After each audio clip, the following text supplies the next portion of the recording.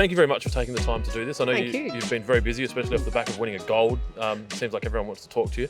For our viewers, if you could just introduce yourselves independently and then tell us how you've come to now building a, gold medal winning 2024 show garden at MIFGS, if you want to start. I'm Fiona Brockhoff, and I work as a designer predominantly in Victoria. I'm based between Melbourne and Sorrento, and I've been designing gardens for about 35 years now.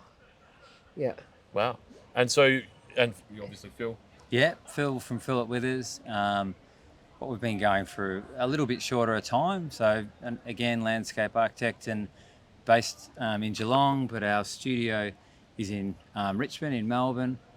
Practice has been going for about 12 years, and yeah, we've probably been doing these MIFGS shows for about that long. We've done a few of them. So, have you been involved in one of these shows before? I have, quite a long time ago, actually 25 years ago, when I was nursing a newborn baby. Yeah, okay. And, perfect time. Perfect time to do something like that, right? I think it was enough to put me off for a moment until Phil approached me with the idea of, mentoring him initially, and that with time turned into a collaboration, which has been really fun. And I think it's lovely working with other people, and it's great sometimes as a designer to have another set of eyes critique your work, and I think often we sort of work in these sort of bubbles almost, and you don't always get the opportunity to say, what do you think of the garden, Phil? Or what do you think, Fiona? Should this space be bigger or smaller or longer, or how should we furnish it? So a collaboration which has been a lot of fun, and it's involved a lot of people. We've had 3 landscaping teams. We've had a rock working guy who's filled all the gabion walls. We've had people growing, obviously, the plants for us, and then bringing the plants into their unique ecosystems. So how long ago did the conversation start to work on a 2024? Was this a couple of years, or is it? It was probably about a year ago, Clint, and about like the garden's been in planning for about 2 years. First thing, your point of call was actually, obviously a couple of ideas. I was down the other side of the coast, so down the Ballerine Peninsula, and thought at that particular time, this is wonderful environment. Start and sort of get some inspiration thinking about a garden, but we thought, let's do another MIFGS. And the first point of call was actually contract growing some trees so we could get some size and scale into the garden. And it was, some conceptual work, working through some ideas with the team. And it was about almost a year down the track that we were able to, a conversation with Fiona, as she rightly said, would you consider mentoring? And thought it would be really good. Both from an industry perspective, we wanted to make a garden that's educational and all those sort of things, and really taps into our philosophy. The coast, I thought, what better person and what better, company to be able to collaborate or at least get a mentorship sort of thing going. And as that sort of, progressed, as she noted, it quickly sort of turned into, collaboration. And this garden has been all about that. So the initial plan wasn't so much for it to be a collab, it was really just, another set of eyes and I think so. Yeah. But I felt honoured to be asked, and I think it's a lot of fun, and it's important also to share your experience and knowledge. I think if our philosophies in terms of garden design hadn't been as well aligned, it probably wouldn't have worked so well. But, I knew about Phil and he knew about the type of work that I did. So we both felt that it was a really good fit working together. And so you found contractors, obviously, to build that. Was that conversations happening around the same time that you're starting to grow trees, or how did that work? I think as it developed, we were trying to work out, what is this garden about? What are we trying to say? There's a conversation about the environment in SaltBush, that journey from the coast through to inland.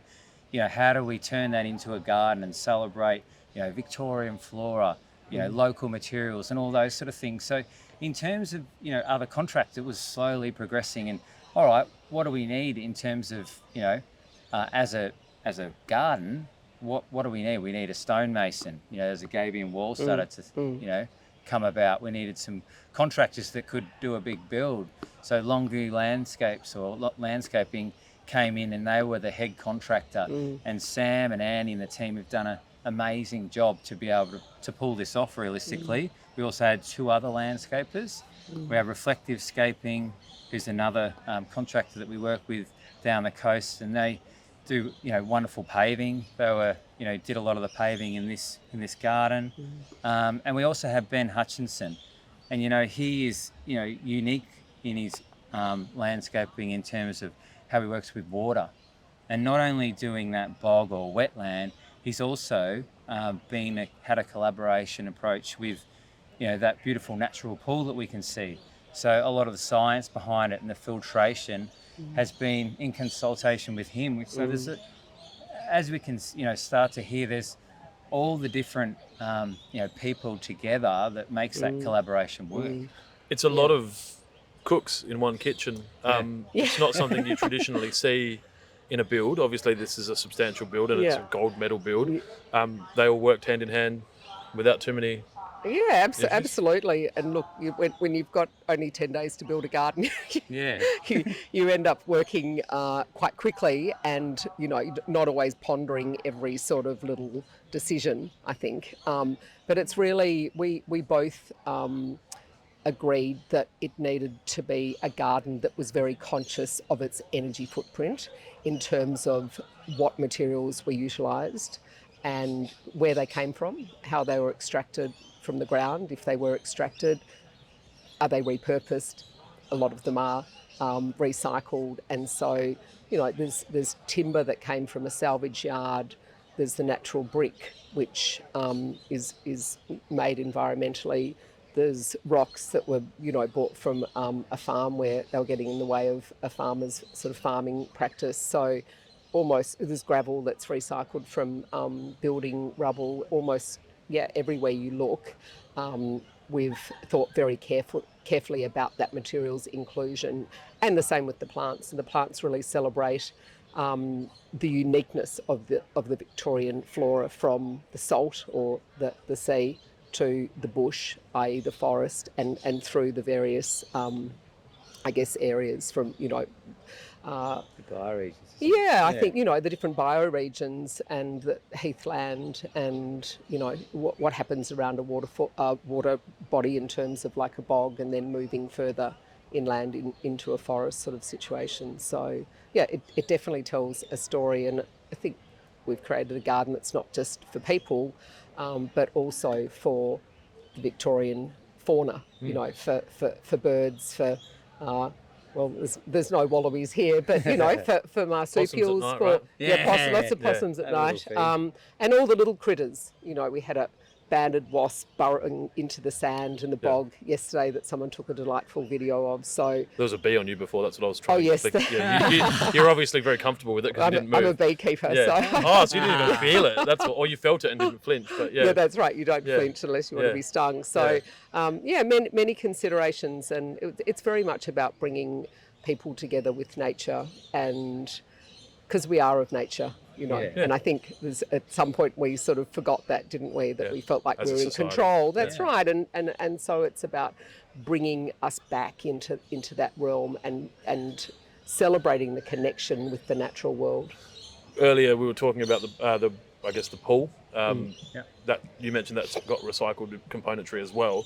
It's a shame that from down at lower areas you can't really see the pool as much, and you can only really see the wall. It's going to be nice to be able to share that on this video, but obviously people can't see it. What's is the height of the pool? It couldn't have been built any other way because you can't go into the ground. That's right. Right. There's probably there's a couple of considerations there.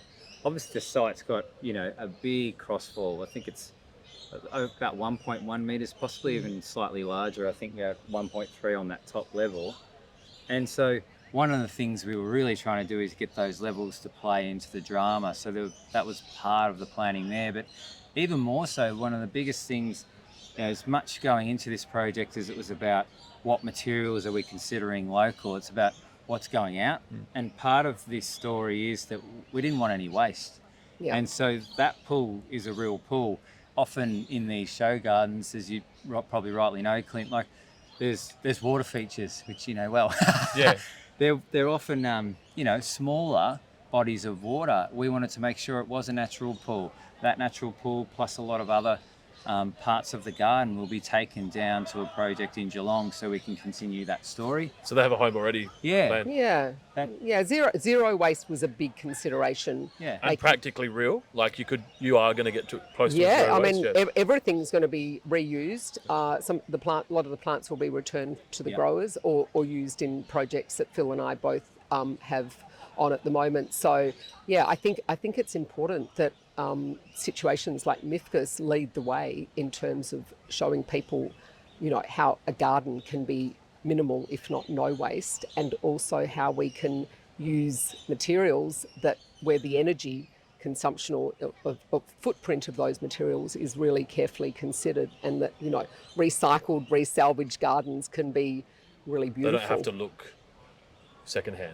They don't have to look like some sort of, I guess, sort of repurposing project. Yeah. And, and a lot of people wouldn't know that a lot of these materials are recycled or repurposed unless you told them that. Which is the best part about it. Yeah. Obviously, you won gold. Is that part of the plan leading in? Like, is it a goal? Obviously, you've had a lot of success. Like, is it, or it's a nice addition to what you delivered? It's a bonus, but it's good for the team. I think that we're all together in a collaboration trying to ensure that we develop something, yes, it's got an environmental factor, but it's special, So part of that is all of us combining to do the best we can. When we get up there and we won an award, that's definitely a bonus, and that's, wonderful. But it's not, these conversations are what it's about. That's getting right. out with that educational perspective. We are companies at the end of the day. I'll probably want a little bit of work out of it. Fiona may not need it, but You're busy. At the end of the day, we work with the environment. That's part of our ethos. We want to make sure that cuts through. Yeah. This show is, our best horticultural show in the country. We've got to get that conversation alive, and it's really important to us to celebrate that. That's the key message. Well, I'm glad to see you back.